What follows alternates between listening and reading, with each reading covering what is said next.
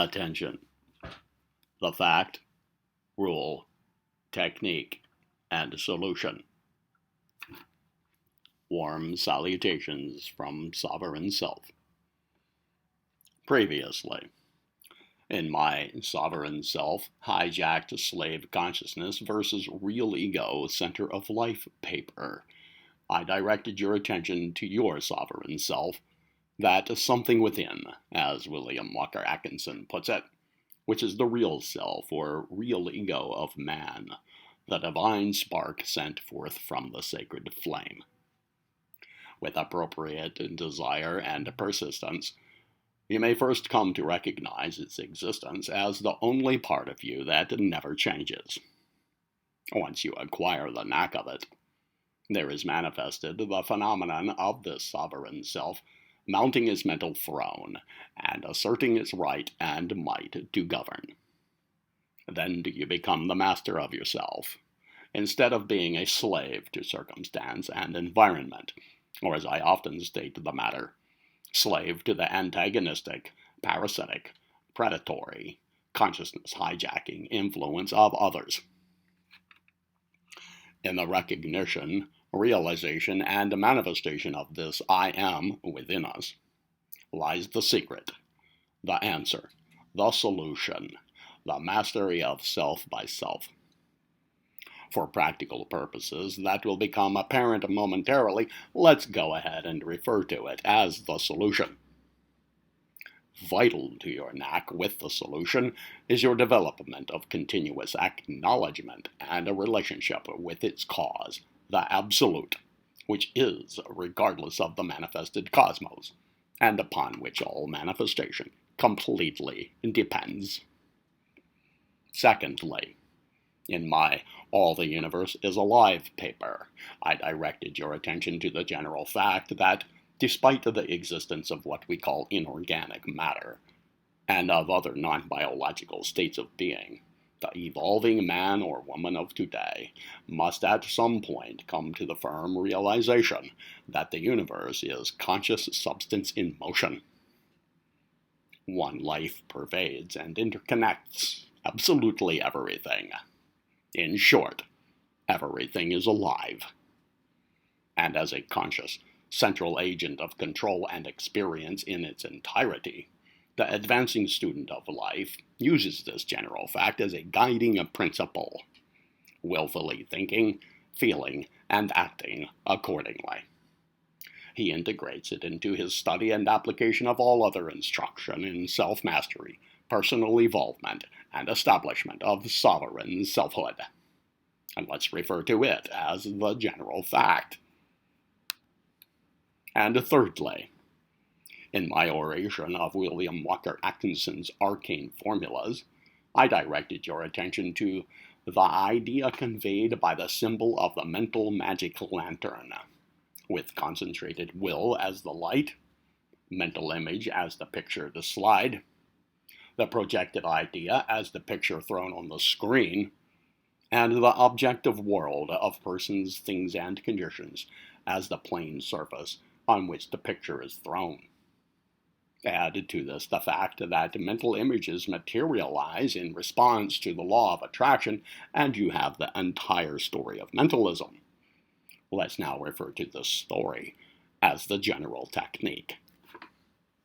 Now, in these practices of self-mastery and the rest, if sovereign selfhood and its cause sums up the solution for each of us, and if everything is alive, likewise it sums up the general fact, and if the symbol of the mental magic lantern sums up the general technique, then treat all feelings, thoughts, and actions as attention training tools. Sums up what we now will correspondingly call the general rule. That is our present thesis, which now directs our attention to attention itself. So let's do some reviewing along that line. Scattered elsewhere, I have spoken about attention at considerable length and in an equal amount of detail. I have defined the term attention as mental focus, and have differentiated it from its close relative, concentration, the latter of which can be defined as pure, singular attention upon some specific subject or object. I have instructed along the lines of the importance of the control of attention and the means by which it can be attained under the direction of the trained will, trained by persevering practice in that direction. I have advocated the coming to terms with your own attention management capability, suggesting that to do so you place yourself in a temporary state of what I have only somewhat lightheartedly called attention detention. I have told you that while thought is a force that penetrates people's physical bodies and everyday affairs, with the larger part of humanity, thoughts seek distraction where no mental effort is required. And the unfortunate fact is that very few people know how to truly concentrate. Additionally, you have elsewhere been informed that while the will to do is the greatest power in the world with respect to human accomplishment, the typical employment of willpower is very weak.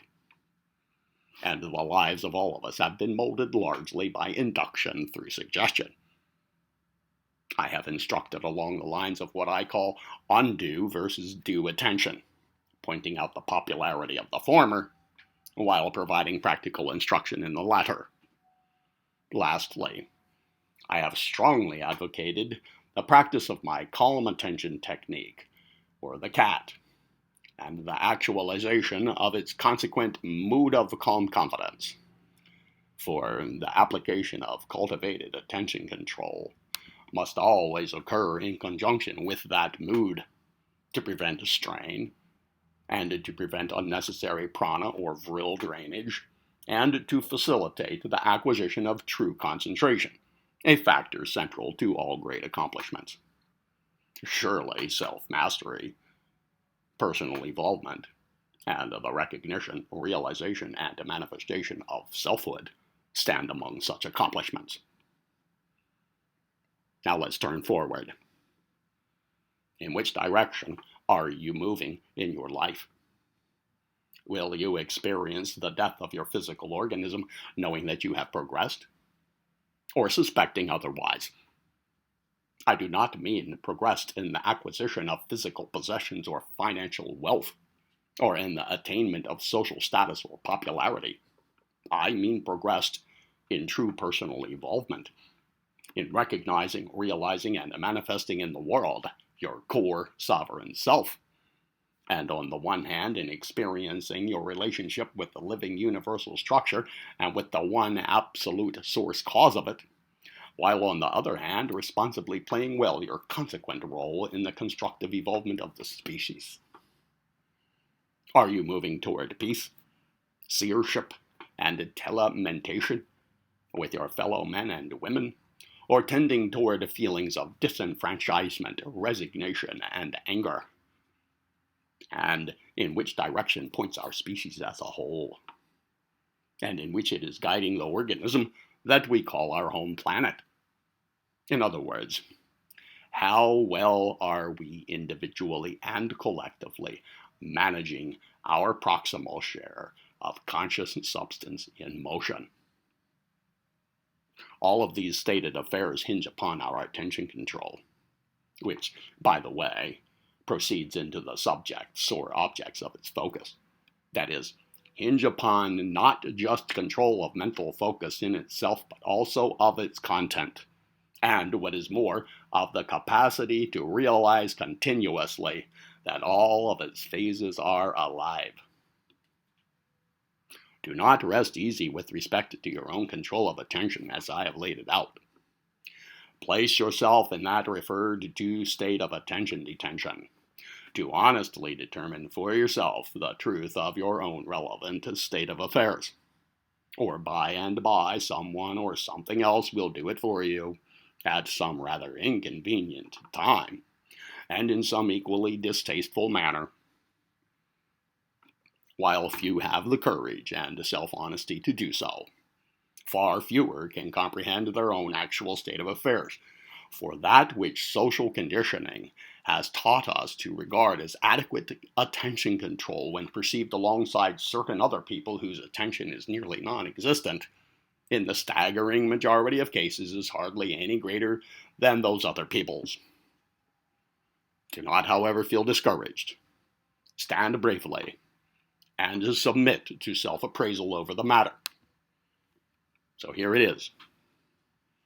What things, affairs, or circumstances direct your attention the most, the least, specifically, and generally? If your honest answer involves anything except your will, then you are in the company of the mentally wind-blown billions. But if your answer is will alone, then either you misunderstood the question, or you have somehow managed to attain a summit that few can even fathom. But even if this latter is the case with you, still further questions hang before you. For example, what are the feeling, thought, and action objects of your attention? That is, upon what subjects or objects do you so unerringly and singularly direct your attention at every turn? And do you so attend to all of them in no mode other than that of calm confidence? Are all of them properly negative in relative polarity to the conscious manifestation of your sovereign self as your center of direction? And are all of them in accordance with firmly set goals that have passed the tests of delineated precision, affirmativization, truthfulness, ethicalization, emotivation, mental image creation, idealization, and universal application? Do you at this point understand my point, that attention control is the rightful object of the general rule? Treat all feelings, thoughts, and actions as attention training tools? I certainly hope so. For currently, the survival of the human species as we know it demands it in equal proportion to its demands of the conscious living of the general fact, the willful implementation of the general technique, and the realization of the solution. Its survival, let alone its necessary constructive evolvement. For whether or not that you fully comprehend it, there is a vicious war on for our core sovereignty, our consciousness, our vital energy, our hormones, our DNA, our flesh, and our planet, naturally including yours. A war perpetrated by powerful, intelligent, monstrous, and driven agents of control, also whose survival is at stake. Only with great difficulty, and then with an overwhelming feeling of sickness at the pit of the stomach, can we catch even a mental glimpse of the attention hijacking going on in all the phases of this war, which reaches into every aspect of our lives from the womb to the tomb. It sickens even me, who has experienced a significant duration and familiarity with this affair, to the point where I prefer to stay away from the ugly word war, although in certain of its aspects it is actual war, with particle beam weapons, otherworldly agendas, and all the rest. I rather call it an outright hijacking of human being, a phrase which admittedly induces its own plane of nausea. Arriving now at this point, I determined that presently going into further detail about this latter bit will either amount to preaching to the choir or solicit jeers and veer your attention away from our present thesis. So I'll just ask you this. For whatever reasons, are you playing well your role in the constructive evolvement of yourself, the race, and of all life? Are you giving it its due attention? The matter is dire indeed. even if only for the reason of your personal evolvement according to its own right. But it is far better also to know the truth about the world. Otherwise, you may easily find yourself in the position of the well-meaning captain who did not see the rogue wave coming at his ship broadside, with this particular ship being crewed by the human race. But more realistically, we're all at the metaphorical helm. Most of us don't know it, though, and instead are still feverishly watching the game on TV, mindlessly playing shuffleboard, keeping our noses to the ever-turning grindstone, tinkering with distracting gadgets, buying an extra car, blasting toward some hypothetical head of the traffic, or banging our heads to the tune of Running with the Devil while guzzling another draft along with a world full of lies. You now have the general fact, the general rule, the general technique, and the solution. All four in one place. Apply the first three toward the fourth. There is more, potentially much more, yes. But that more boils down to supporting explanations, tips and tricks, techniques cumulatively combined into methods of action, and background information for your mental library. All which, if used properly, instrument your efficient development. Yet throughout, the general fact, the general rule, the general technique, and the solution persist unchanged at the heart of it. Hold these to the fore like your life depends upon it, and your earnestness will determine the extent of your success, while your motives will determine its quality. And that is the entire affair in a nutshell. Cultivate it, and it will grow. As I have said before, you never know what you can do until you try. And as with anything worthy of your while, practice is the key. I've said that before as well. But that great phase of psychological suggestion known as repetition helps to drive it home. Still, I want you to help me a bit here too. That is, drive it home yourself, into your subconscious mind. Take charge, and the results will be yours for keeps.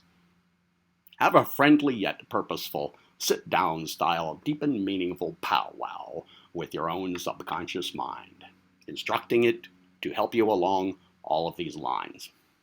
Be specific when you do so, stating exactly what you require of it, and your reasons why. But do not tell it how to do its job. It already knows how, better than you do. So trust it. It is your best ally in all of your endeavors. Therefore, employ it calmly and confidently, and moreover employ it wisely. For it works faithfully and fairly for you every time. It never forgets, and it always gives you whatever it has received. Naturally, the choice is yours. Clearly, the time is now. And frankly, some other time, flat out, does not exist. Subscribe, share, love, and live well.